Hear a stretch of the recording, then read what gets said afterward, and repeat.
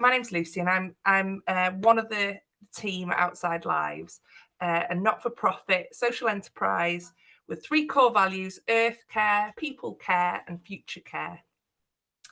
And we run all sorts of activities and events across North Wales. We've got a site in other places.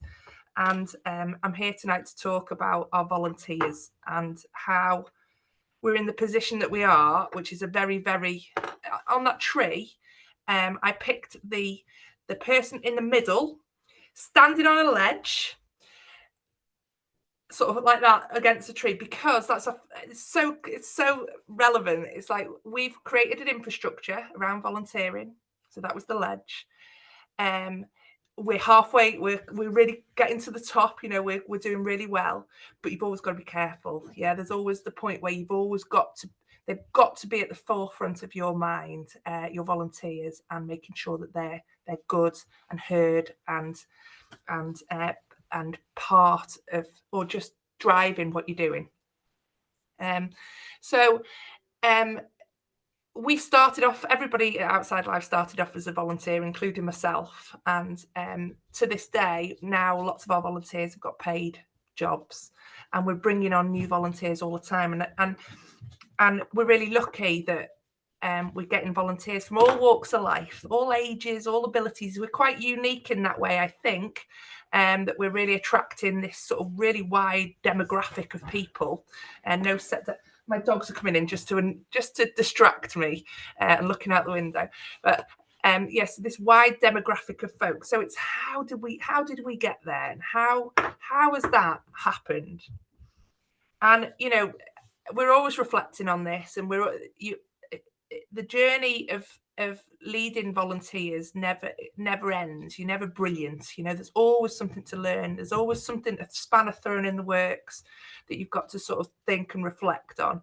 But just reflecting on the past sort of 5 years that Outside Lives has been in existence, it really is about sharing your vision. Yeah, to start with, if you are a one-woman band, as some call me, or somebody starting off, it's really about sharing the why. Why do you want to do this? What is the project you want investment of people in? And what is it? Light a spark in their minds, and show them that you mean business. Yeah, that you're not there to just organize a team of volunteers and you don't care about it. You are there leading one person, and if you've got one person volunteering for you, that's all you need to start off with. And it's not about, you might hold a volunteer event or try and recruit volunteers, and one person might come, and you're not going to say to that one person, I was expecting 30 people. I was expecting, I've catered for 30. It's just, this isn't what I expect. I'm really sorry. You say, oh my God, thank you for coming. This is amazing. Your relationship with that one person can be that much better because you can invest all your time in that. You don't have to share it between 30 people. So that's really my first tip, is it doesn't matter if you have 1 or 30 people. You've got to invest in that person as much as you would those, and it's never a bad thing that one person's shown up and not those other 29. So that's my first key nugget. And then you grow it. Yeah, so you're not the one woman band then talking on your own. You're the 2-person band who is both passionate about the project and both able to share that vision. So maybe you collect another couple of people. So it's about how to spread your mycelium network out and connect with people. So sharing that vision and the passion and the values is so key to it all. Grants help. We've applied for little grants when we first started to big grants to do with the volunteering pool. It always helps to be able to give volunteers that welcoming space. So you've got your brews, and you've got your biscuits, and you've got your PPE, you've got whatever those volunteers need to make them feel really comfortable and welcome. And you're not asking them to graft all day. You're asking them to do what they can. Yeah, so contribute whatever they can, whether it's a like on Facebook or it's, digging 20 holes for fence posts or whatever it might be. It's, you recognize every little contribution, because it's all of those contributions that make the jigsaw of your project. And having a range of opportunities for those volunteers is really key too. So, you know, you look at your project and try and unpick it in terms of what people can bring to the or what people could do as part of the project and what they could potentially bring.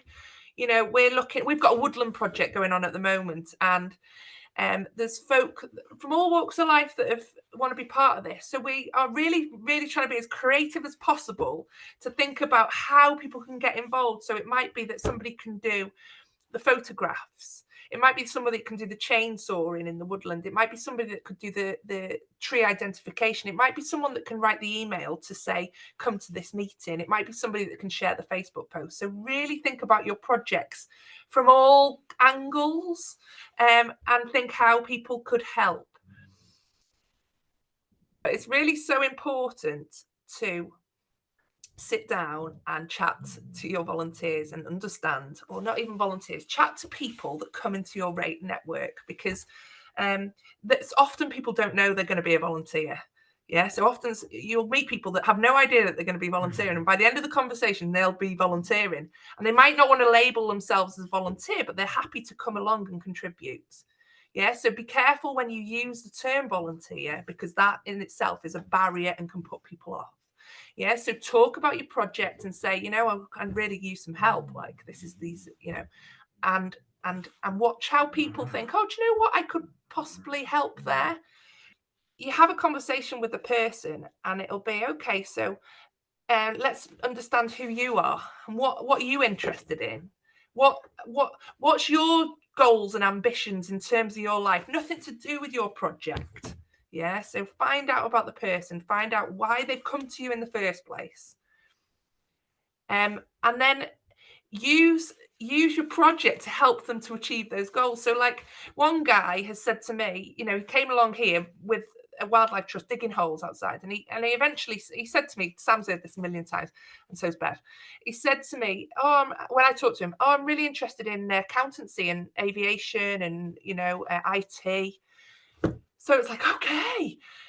So we had a conversation about him doing our finances for the project, and that's what he did. He was mentored by our treasurer. He went on some accountancy courses. So we were really able to create a unique opportunity. Like I would never have thought, okay, we can get this guy doing the project finances. No, it would never have crossed my mind until you have those conversations. So it's really about learning about people and figuring out, you know, where they want to be. And then it's a win-win, because you're getting something out of the volunteer that they really want to do and learn, and they're getting what they want. You know, they're getting all the experience and everything. So you can't go wrong if you do that. So we developed a volunteer program which was called Growing Skills, and it was about that. It was about that conversation, that relationship with the volunteer, and then helping them to progress.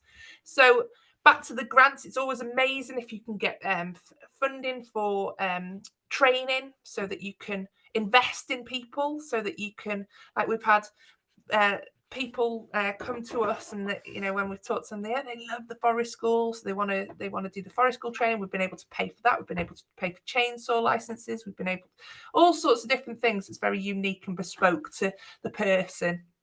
So yeah, Bev, Sam, any questions? Is there anything that I'm missing out that you know us really well? I was going to say, because obviously I volunteered with Outside Lives myself, and it's just and I don't know whether you do it purposely or whether it's just a subtlety that you've achieved, Lucy, but there's no perceived hierarchy Outside Lives either.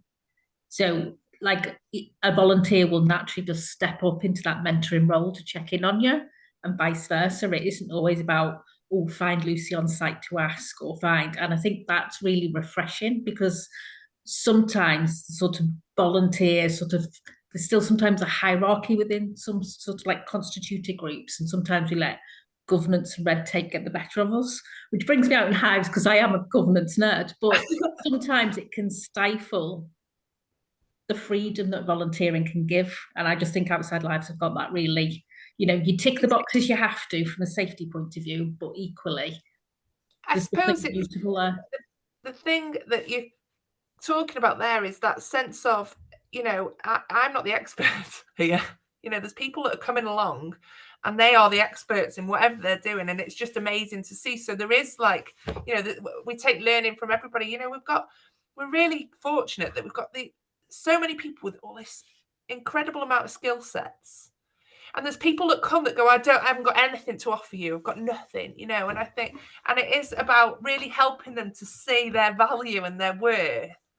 And like, or just saying what sparks an interest in you, helping them to discover about themselves, as well is really important, because you get that all the time. And then they're the most natural people to volunteer that you've ever, come across. That you know yeah, so for me it's about that sort of strength based that conversation really.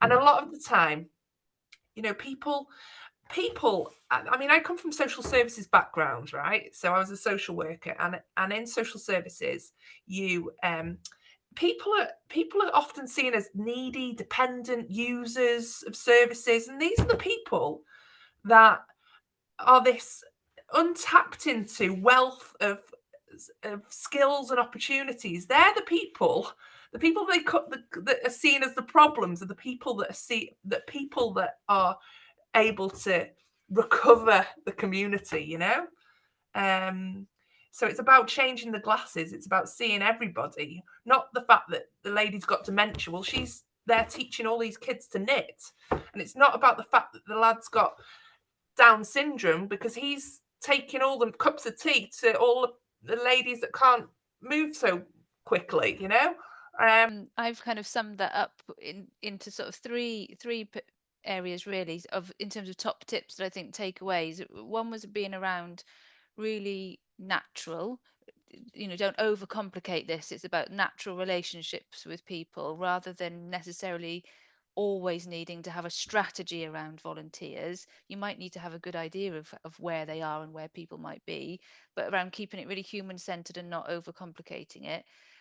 Secondly, for those people that might want to think a little bit more strategic about it, is about putting the volunteers and your thoughts around that front and center rather than an afterthought. So it might be that sometimes we get so run away with our ideas that we're so excited that we make that happen and then go, oh gosh, now I need people to help. Where am I going to get those people from?